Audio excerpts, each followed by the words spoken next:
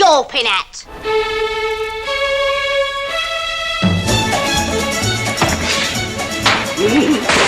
Half forward, then.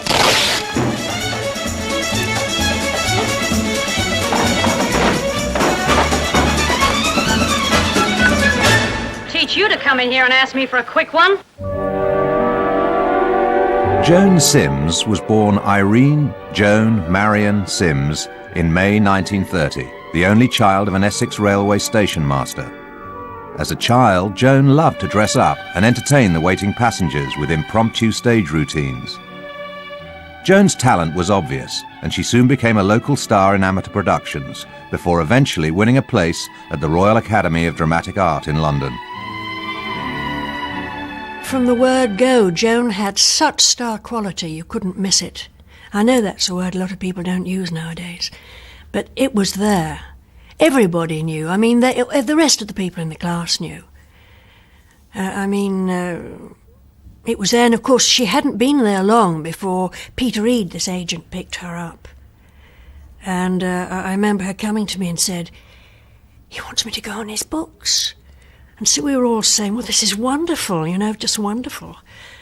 I don't know quite how her parents felt about it at that time, but... A young girl from RADA came in to audition for a new review we were doing. We all thought she was wonderful, but we'd basically set our cast, but we didn't want to lose her, so we offered her the job of understudy. One of the stars of the show, his name was Gabriel Brune, came in one night and said to Joan, "You'll have to go on tonight, Joan, I'm not well." And Joan said, "Fine." And Gabriel said, "Now don't try and get laughs, just get the lines out. That's all you need to, just get the lines out, Joan, don't worry about the laughs." And Joan said yes, very innocently, came on and proceeded to get laughs that had never been heard before in this review. Brilliantly done. Came off stage and Gabriel Brune was waiting there and said, "I'm feeling better, Joan, I'll do the rest of the show." Joan quickly graduated from understudy to leading lady, starring in one West End hit after another.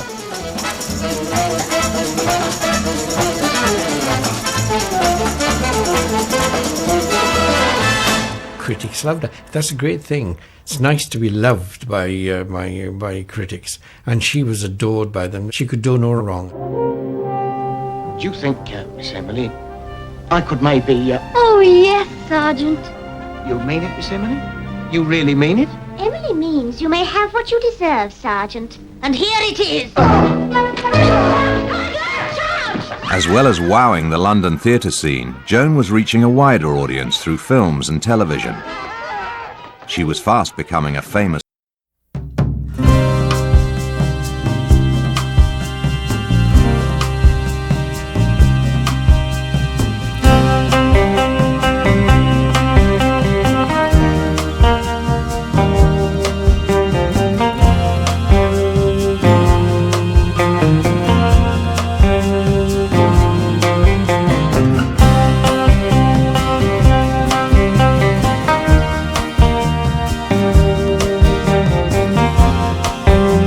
He said the best boobs in London.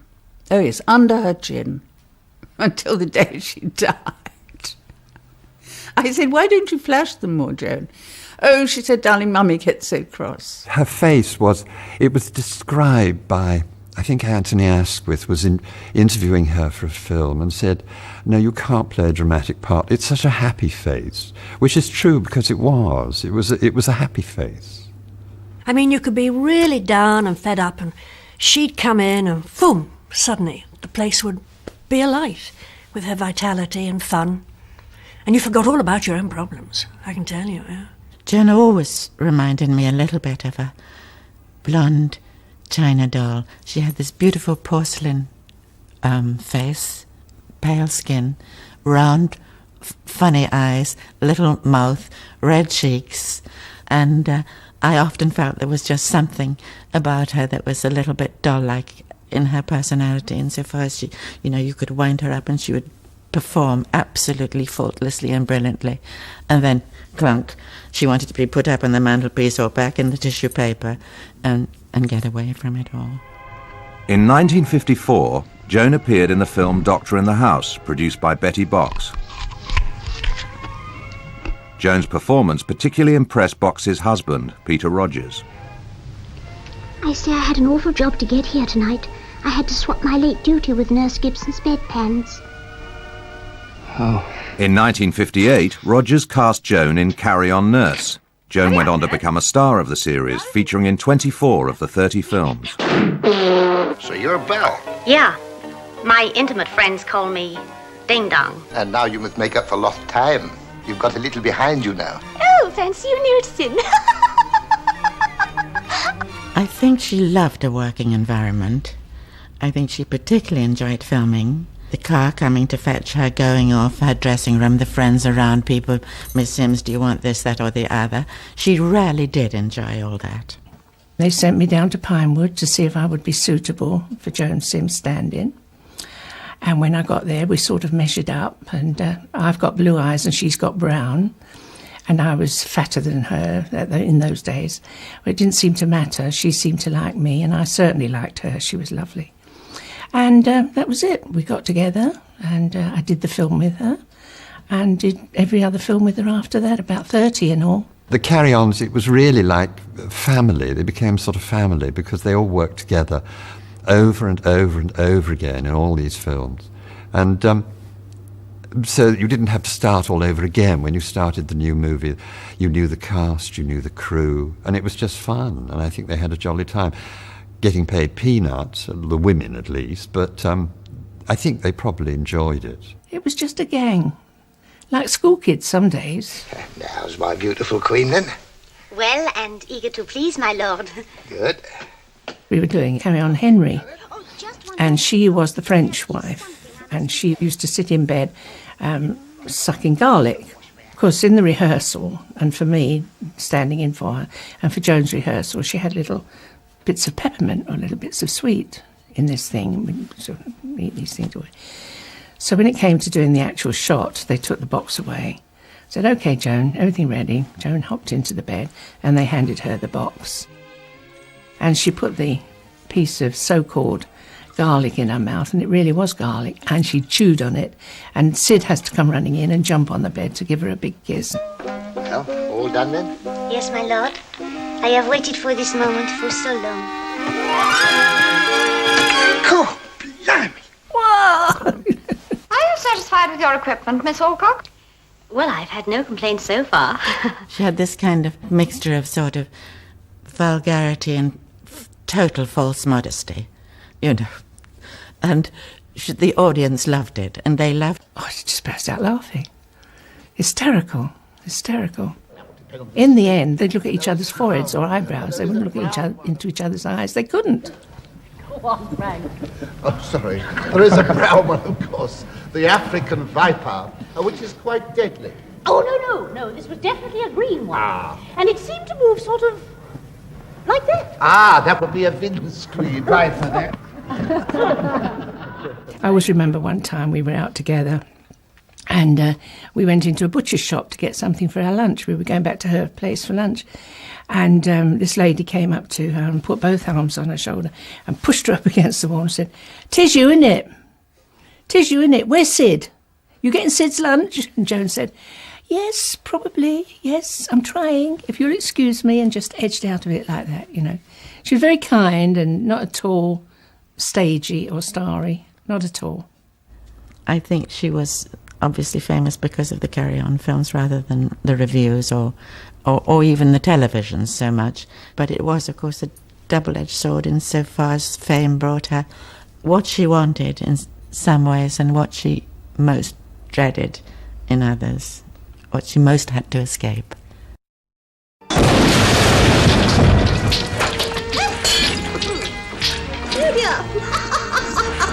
I see you've got a little plaster. By the early 60s, Joan Sims was a household name. Her success delighted her parents, John and Gladys. Joan was a simply adored child, absolutely adored by her parents. And I remember how they had these piles of scrapbooks. So she was only 20-something. They already had these piles of scrapbooks of Joan doing this, Joan doing that, Joan doing the other. Joan was a princess. She loved her father.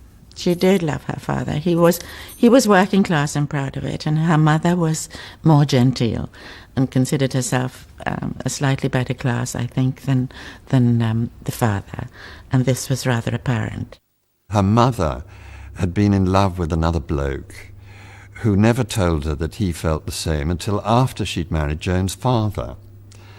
And Joan's mother explained all this to Joan when she was about 7, which didn't really make for a very happy home. Not enough hugs and person, and she needed someone to reciprocate. And Joan's boyfriends, I don't think they ever quite worked out as she would have hoped. I mean, they were showbiz people, I think mostly, but none of them were, none of them had billing above the title, as 'twere, which Joan did, because she was a star. Consequently, Joan picked up the tab for everything, which is doom for any relationship. In 1958, Joan was starring in a West End play where she met and fell in love with actor Anthony Baird. He was tall and good-looking. I think he was a bit of a sort of ne'er-do-well, if you like. He was perhaps a kind of bit-part actor. There wasn't so much television or anything like that around in those days, so you had to get, there was far less work around, of course. And I think she felt that she was going to perhaps have to keep him. And this wasn't right, really, as far as she was concerned. And I think he would have done anything for Joan, but he liked to drink. He did like to drink, and who knows, maybe he started her on that. I don't know. Tony soon moved into Joan's flat, and they lived together for 3 years. But every time that Mrs. Sims came up, Joni would insist he took all his stuff out of the house. I mean, this was ridiculous. He was living there. He had to take all his clothes out, everything, in case Gladys should find them. And she was telling me that all this cloak and dagger work had got to stop, and she was going to tell her parents about Tony, and that she was living and I think they would like to get married. Her mother was horrified to find that her daughter was living in sin and disapproved of sex on principle. She used to say, there's nothing in sex, nothing in it. And then, of course, came the letter penned by her father, which was heartbreaking, really. I mean, I read it, and it was... I think I was so shocked at it, because by then Joan would be late 20s, early 30s, but she was still, doing what they said, and I did everything I could to I was naughty, actually. I did everything I could to get her to disobey what they were saying in the letter. I think she would like to have done, but sadly that, I think, was what broke things up. Despite several serious relationships, Joan chose not to get married. I think she was lonely, but she wouldn't have wanted any relationship to have stopped her going out to work. She did love her work. She did love her colleagues. I think they came first. I was very striking when I was young. Striking? I was! There was many a young man couldn't sleep at night thinking of me. Yeah, bloody nightmares, Paulie. I was a fool, though. I used to do it for chocolate and then share the chocolate with them. Johnny Spate wanted to write a series for Joan as Gran, and she wouldn't do it. She said no. I said, why? She said, because that character depresses me. She said, it really depresses me. She said, because I think to myself, one day I might be like that. Now, love, say when.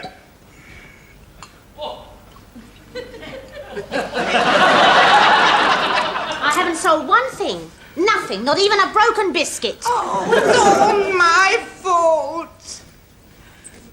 You haven't let me get a word in, have you? What?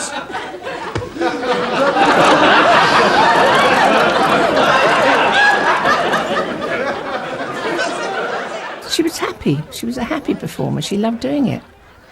She hated not doing it, actually. That's when her sadness came about, when she wasn't working. It essentially became her life. She had nothing else. So when the footlights were on, she was happy. That was her fireside. she was completely happy. But when the curtain came down, that was the agony and the pain. And of course, later on,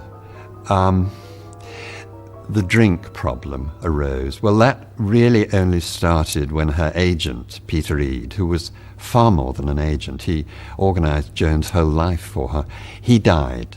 And then shortly after, her dearest friend Hattie Yates, she died, and then Joan's mother died. And all of this was in the space of about 2 years. And so suddenly all Joan's support systems had disappeared, and there was no one to come home to. And when she needed a friend, she opened a bottle.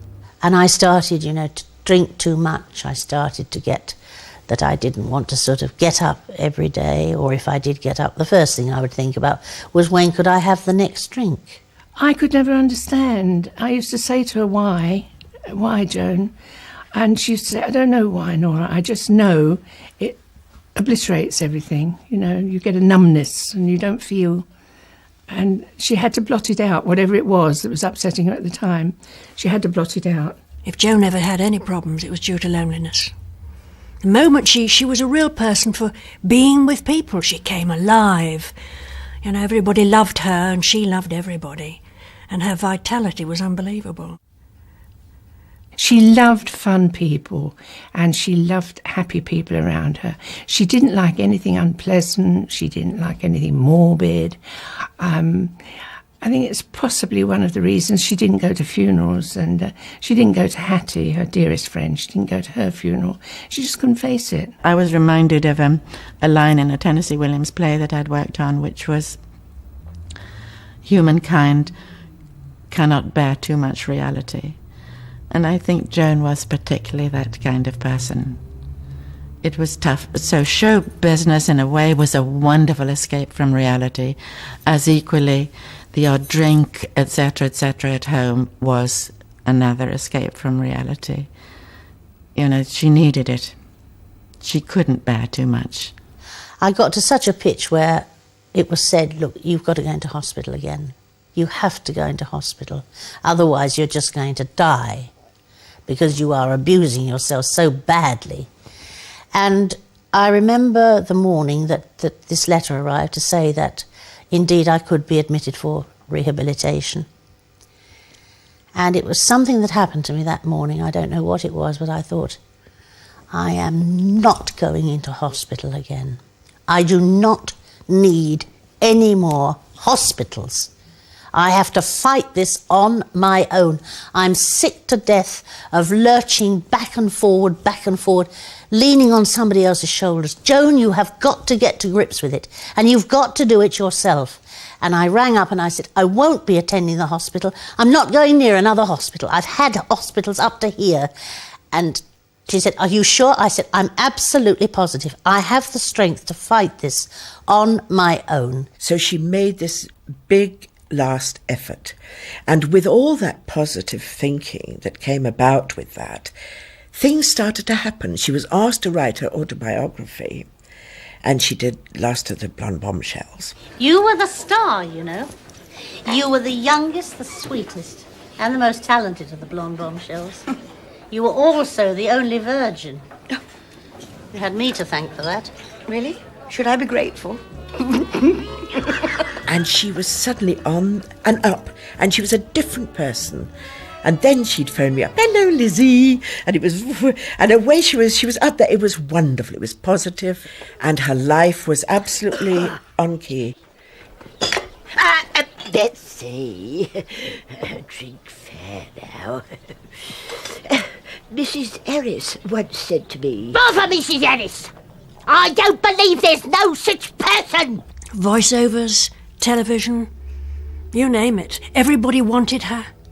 And it was brilliant, absolutely brilliant. And it was tragedy that she got, I don't know, God works in funny ways, but it's a tragedy that she suddenly had come right up. And then to just, that was it. And she was really on a high, people wanting her, which was great. Maybe that's the nicest way to go, to have people wanting you. Joan went into hospital for a routine operation in November 2000. Complications developed and Joan fell into a coma. I was talking to a doctor one day, and this doctor said, I really, really don't know how she has kept going. She's a mystery to us. I said, well, she must have a very strong heart. She said, it's her willpower. It's her willpower to stay alive. She was so strong. About 10 minutes before she died, her breathing was very poor, and I was talking to her all the time, and I was saying to her, now you go and find Hattie and Kenny and all the gang, they're all up there. And I said, my Dutch, they're all there. And I said, I don't want any messing about. I want it all in order when I get there, so I don't have to do anything. It's all ready for me. So, and I said, now look, Joan, don't let us have to shoot you. Let's get it. And there was a doctor standing by, and he thought, I said, no, that's all right. Joan knows what I mean. And I swear she did. Oh, she was lovely. Bless her. Joan Sims died on June the 27th, 2001. I don't feel that I have pity for Joan at all. Not at all. She wouldn't have wanted that. She was not self-pitying herself. And she led Raleigh